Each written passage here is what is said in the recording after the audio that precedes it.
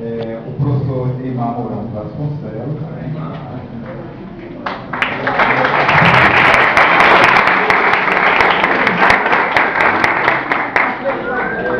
O professor Eymar é médico de formação, mineiro, já vem há uns 33 anos. Esse negócio de mineridade é meio complicado, né? Quanto tempo a pessoa vem na caminhada, porque 38 anos que trabalho. Pronto. 38 anos trabalhando com saúde comunitária, então ele vem nessa caminhada, né? E nós, por exemplo, os professores que estão aqui, cada um na sua geração teve o prazer de conviver com o professor Eymar dentro do processo de trabalho de extensão, né? Ele é professor aqui da Universidade Federal da Paraíba, do Departamento de Promoção da Saúde, e está aposentado, mas não está parado. Ele, inclusive, é professor voluntário, é o termo? Professor voluntário do DPS. Ele não conseguiu se aposentar e se distanciar aqui da universidade e dos trabalhos de extensão que a universidade tem desenvolvido e que tem como embrião, inclusive, essa inserção dele aqui na UFPB. Aí, assim, a gente vai passar para ele, porque ele, mais do que ele, para se auto-apresentar, né, falar mais um pouco dos detalhes da vida dele. E a ideia é que a gente, a partir desse roteiro, onde vocês respondem uma pergunta e também pensam em outra pergunta, que essas perguntas que foram pensadas possam ser compartilhadas com o Eymar e a gente, nessa roda de conversa, possamos ir respondendo. Tá certo? Olá, gente. Oi? É bom estar aqui mais uma vez junto com vocês. Aqui é uma turma de professores amigos, né? Assim, cada um com uma história de amizade particular. E eu não sei, esse negócio de roda viva, ele dá para pessoa muito inteligente que pega, faz várias perguntas e pega, faz uma fala assim. Eu não tenho essa capacidade. O Pedro, ele me pediu para fazer uma fala de provocação. Aí depois as perguntas vêm. E aí a gente aí pode ser mais pontual um pouco a pergunta primeira é o significado do trabalho de acompanhamento às famílias, né? Qual o significado disso, né? É um pouco sobre isso que eu queria falar um pouco, uma visão mais geral que eu tenho sobre isso, quer dizer, normalmente as pessoas colocam esse trabalho de acompanhamento à família como algo meio paralelo ao núcleo duro da medicina, né? Quer dizer, algo muito bonitinho, muito humanizado, com muito boa intenção, mas que não tem a ver com o núcleo duro do trabalho médico, né? Eu queria mostrar justamente o contrário nesse sentido, né? Que esse negócio bonitinho, coisa, que ele não é algo paralelo, ele toca na estrutura fundante do trabalho médico e abre portas para um trabalho médico, e não é só para quem vai fazer saúde da família, saúde pública, não. Quem vai fazer TI, o trabalho mais técnico, né? Eu vou começar com uma coisinha que você já deve ter conversado muito sobre essa história da medicina. Quer dizer, a medicina é uma das profissões mais antigas da humanidade, né?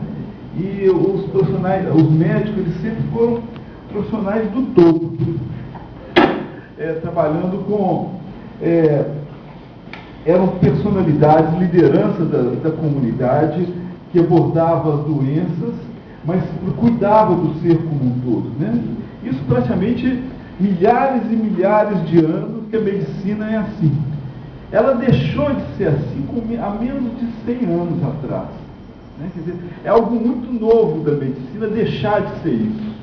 E ela começa quando se aplica na medicina o pensamento trazido pela modernidade da física, principalmente, né? Esse modelo, o corpo humano como relógio, e que para conhecer eu tenho que dividir e conhecer bem cada parte, deixar de lado as dimensões não materiais da vida humana para poder cuidar disso. Então, isso que você já deve ter conversado muito sobre o modelo biomédico, né?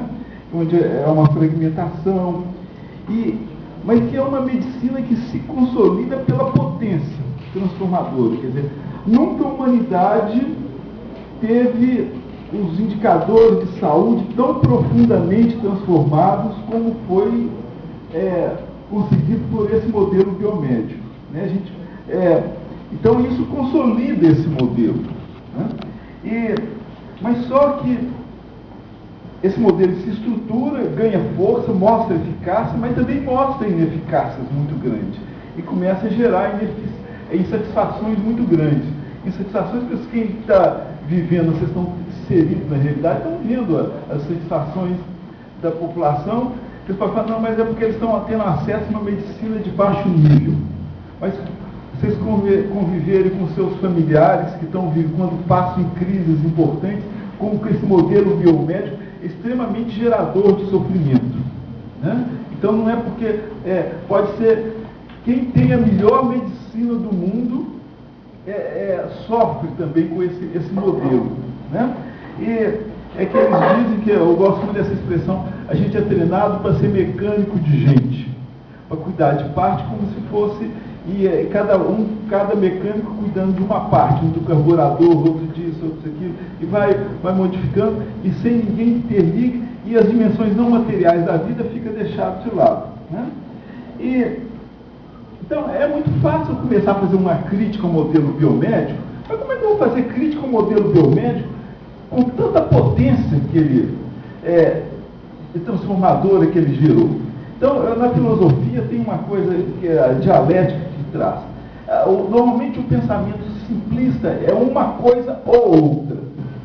A dialética fala, a saída é uma coisa e outra. Não é a negação, é a superação. A superação dos limites, mas a superação do limite passa pela incorporação de todos os avanços já tidos pela fase anterior. Né? Então, o que significaria isso? Como, ao mesmo tempo, nós temos uma medicina, o cara é fodão, que sabe da veia tal do sistema nervoso, que sabe intervir, usa metodologia, mas também, ao mesmo tempo, tem um conhecimento do todo, sabe articular. Né? Porque esse conhecimento do todo, porque a gente não quer, nossa profissão é muito cara, para a gente ser só peão operador de sistema em que não mexemos com o todo. Né? Então, como recompor o todo sem deixar a excelência técnica do aprimoramento e usar técnicas sofisticadas que exigem grande dedicação para eu tomar conta disso? Como criar essa tensão? Há muitas correntes hoje, não é uma coisa, fica aparecendo essas propostas, uma coisinha dos professores daqui, cada um com a sua. Não, essa preocupação que esse grupo de professores está tendo, está lá nos Estados Unidos, na Europa, na França, de tentar recompor o todo, ao mesmo tempo com um avanço na intervenção do particular. Né? Então, nessa insatisfação, por exemplo, a homeopatia é uma tentativa de ver o corpo humano como um todo integrado, mas ainda muito centrado no corpo. Né? A medicina psicossomática, tentando integrar a mente com o corpo. Há várias propostas. Por exemplo, a gente tem hoje uma valorização da medicina ayurvédica. Quer dizer, é uma medicina que se estrutura no Oriente, no tempo em que não existia ainda essa fragmentação da biomedicina, e ela é revalorizada. Mas a solução não é a volta. Não é a volta ao passado. Conhecer essas medicinas anteriores à fragmentação da biomedicina é muito importante, mas ela não pode ser mais a solução, porque nós precisamos de uma nova síntese, diferente. Né? Temos hoje a saúde coletiva, que muitos daqui dos professores são ligados à saúde coletiva, que é a tentativa de ver os problemas de saúde do alto. Mas nós não podemos ficar só vendo do alto, nós temos que ver ao mesmo tempo a dor específica da Dona Maria naquele contexto. Isso é uma coisa muito ligada à clínica. Então, muitas vezes há um embate entre as pessoas da saúde coletiva com o clínico. Então, como integrar essas duas coisas? Né? Eu acho que o módulo horizontal, ele, antes de tudo, é uma tentativa metodológica de recompor esse todo. Ele traz um método de recompor o todo. Quer dizer, eu posso, por exemplo, há muitas correntes teóricas que tentem fazer uma leitura todo integrado com a parte. Não, aqui cada professor tem uma visão teórica diferente. O que tem em comum deles é um método. Qual o método? Nós vamos relacionar com a população de forma dialogada e valorizando os saberes que tem dessa população e ouvindo essa população. E aí nós vamos problematizando essa realidade, e na problematização nós trazemos conhecimento da filosofia, da clínica, de todos os setores do conhecimento para aquela situação particular. Nós vamos tentar recompor o todo na relação dialogada com a realidade. Então essa é a saída metodológica que o módulo procura trazer para você, né? E procura fazer isso inserindo num lugar que seja muito pedagógico, para ver o todo, que é a família e a comunidade. Tem gente com uma capacidade que eles podem estar lá no CTI, com um paciente entubado. O cara tem uma percepção tão grande do todo que ele percebe o todo com o paciente entubado. Mas isso é para profissionais de altíssimo nível.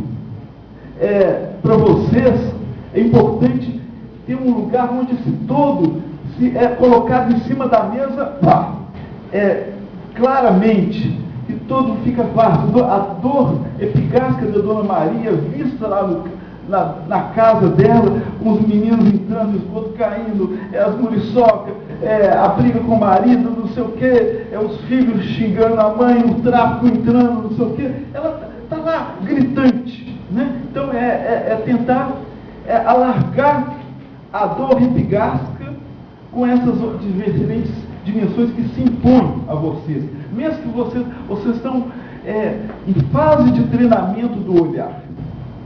Então, na fase de treinamento do olhar, é preciso que esse todo seja gritante. E acho que a família e a comunidade é um todo gritante, né? E é um todo gritante, é um todo gritante, mas a comunidade de caixa-prego, o que isso tem com a comunidade tal?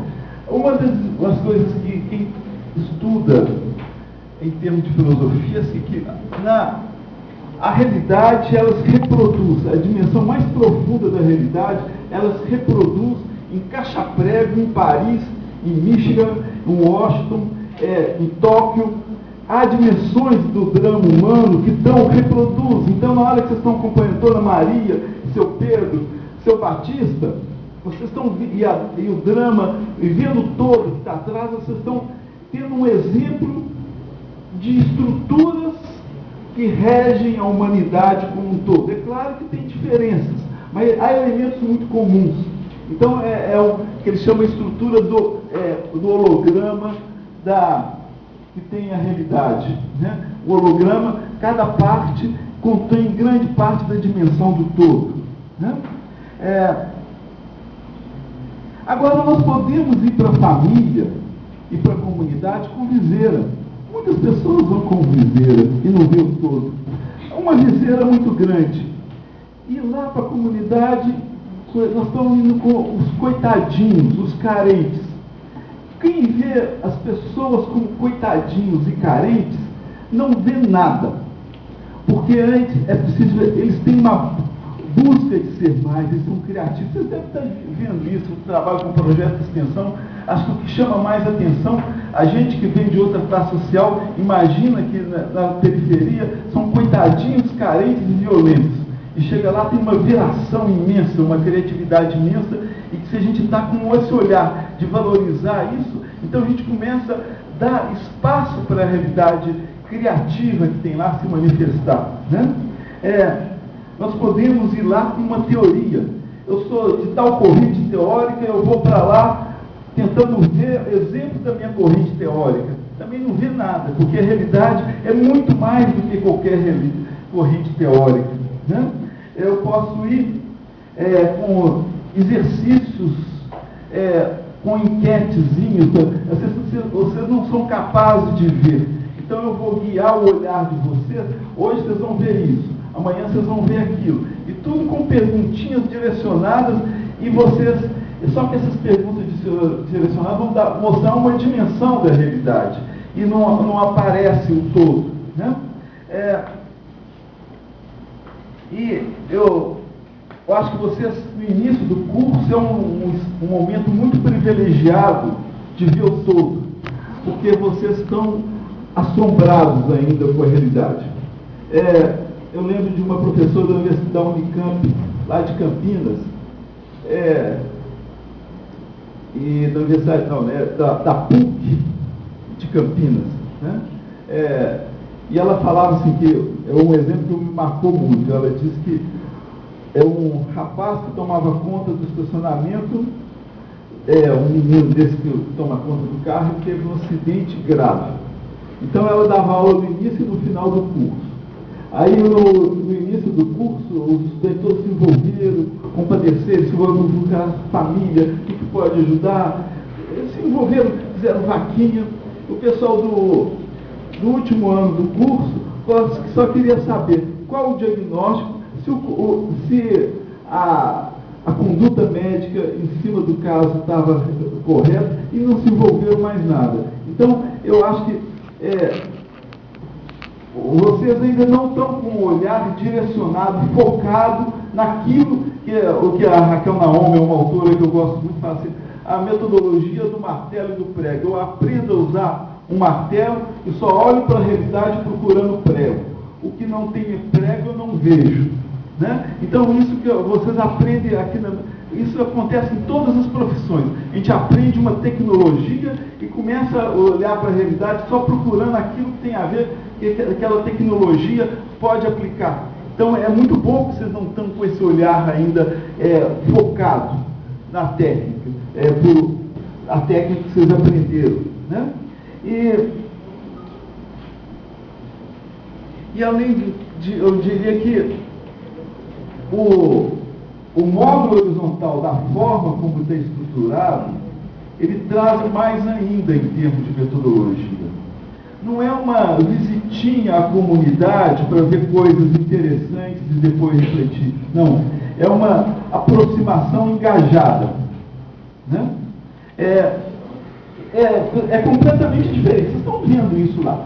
Quando vocês procuram, o primeiro dia da visita do Dona Maria, ela costuma ser receptiva, fala muitas coisas. Mas na hora que ela percebe que vocês são companheiros da luta dela pela saúde, as coisas vão se mudando completamente do que ela diz, né? E a realidade vai mudando, né? E é uma ação-reflexão, ação-reflexão. Eu posso ver o leão na jaula e descrever, fazer um quadro muito grande do leão. Mas cutuca o leão, entra lá, mexe lá, é uma outra coisa diferente. Então vocês estão, um agir na ação e na reflexão. Isso dá outras visões da realidade, né? E além disso, pela orientação dos professores aqui, é um olhar orientado pela dialética. Quer dizer, a verdade ela vai se mostrando parcialmente por afirmações contraditórias entre si. Alguém fala, eu não gosto do meu marido é safado. E aí depois vocês vão ver como que ela tem apego ao marido, e começa como que o marido é importante na realidade. E aí vocês vão vendo como que a realidade é dialética, negações e negações da negação. Então assim, e aí dá uma visão muito mais complexa da realidade, né? E a valorização dos saberes populares contra o autoritarismo dos doutores, o que é a coisa que mais abafa a gente conhecer a realidade, é a gente achar que sabe tudo, e as pessoas se abafam pelo poder da gente. Então, na medida que vocês aproximam, valorizando o saber, não deixando eles falarem espertamente, para eles acharem que estão participando, aí você pode dar sua doutrinação mais eficaz. Não, vocês estão reconhecendo, até pelo limite da capacitação técnica que vocês têm, vocês não podem afirmar muita coisa. E na medida que vocês não afirmam muita coisa, vocês começam a perceber como que eles têm muita coisa para dizer da sua própria realidade, né? Então, o módulo horizontal é um método dialogado de relação com a realidade, que integra saberes da medicina, das ciências sociais, da arte, do saber vindo da experiência das pessoas, né, no enfrentamento da vida. Então, o módulo horizontal é um treinamento para esse tipo de lidar com a realidade de forma mais ampla, e não nega o saber. Vocês estão mexendo com doenças, patologias das pessoas que se acompanham, você tem que procurar médicos que sabem bem da especificidade, qual o melhor medicamento, tal usa, tal nessa situação usa, eu tenho que saber muito, e os livros mais especializados de farmacologia para melhor orientar essas famílias. Mas também não ficam presos nisso, né? Então é um método de lidar com a realidade que produz um tipo de conhecimento diferente. Toda prescrição é uma produção de conhecimento, é um diagnóstico, uma leitura e uma produção do melhor conduta, né? E vocês aprender a produzir esse conhecimento em conjunto, coletivamente, dialogadamente. Vocês aprendem também uma dimensão emocional, papel da emoção, porque dentro do modelo biomédico eu tenho que ser frio, para poder minha mente não ficar turva pela emoção, para ela ser o mais objetiva possível. Vocês estão vendo algo que todo mundo que faz prática de saúde vê, quer dizer, buscando uma forma mais integral. É que às vezes é na emoção que a gente consegue uma ação mais profunda, né? Quer dizer, quando eu crio um vínculo, as pessoas se sentem acolhidas emocionalmente por mim, eles falam coisas que nunca falariam. A gente se motiva, o carinho das pessoas nos motiva, né? A gente desperta um tipo de inteligência na gente, intuitiva, que faz brotar palavras que não são vindas só da organização lógica do meu pensamento, da intuição, né? A modernidade trouxe muito a valorização do processamento lógico das ideias, mas a mente da gente tem muitos outros modos de processar, muitas outras inteligências, e vocês estão sendo inaugurados nisso, né? Nesse outro tipo de inteligência, né?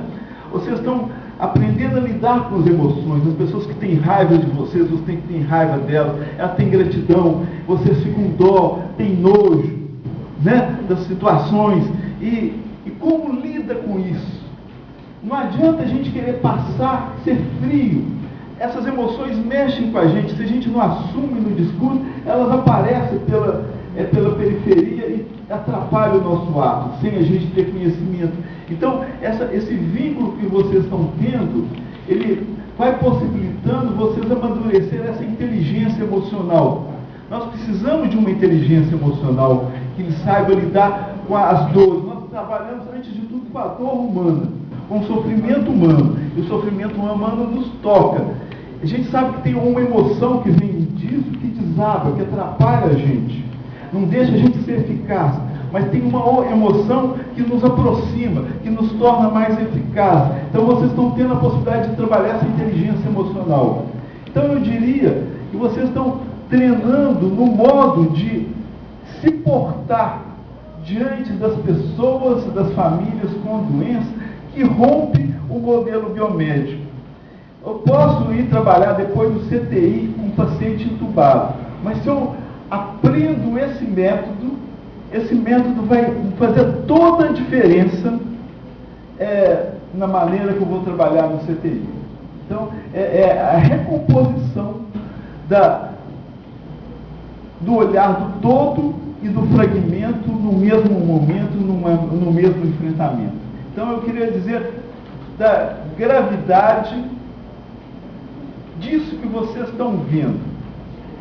Se vocês valorizarem isso, não colocarem isso como uma coisinha paralela interessante, é quase folclórica, que eu estou vivendo, é uma coisa gostosinha que eu estou fazendo, às vezes até meio chatinha, mas que tem algumas coisas, não, vocês perceberem que ali vocês estão tocando que algo pode ser fundante da reconstrução da medicina, que não é algo que só o módulo horizontal está buscando. Lá nos Estados Unidos está sendo buscado, em Paris está sendo buscado, em Londres está sendo buscado, em Tóquio está sendo buscado.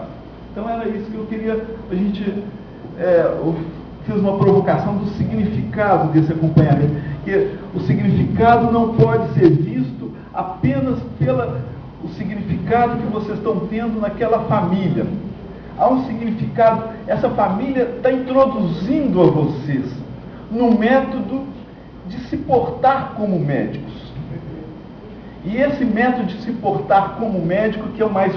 É importante, muito importante cuidar da Dona Maria.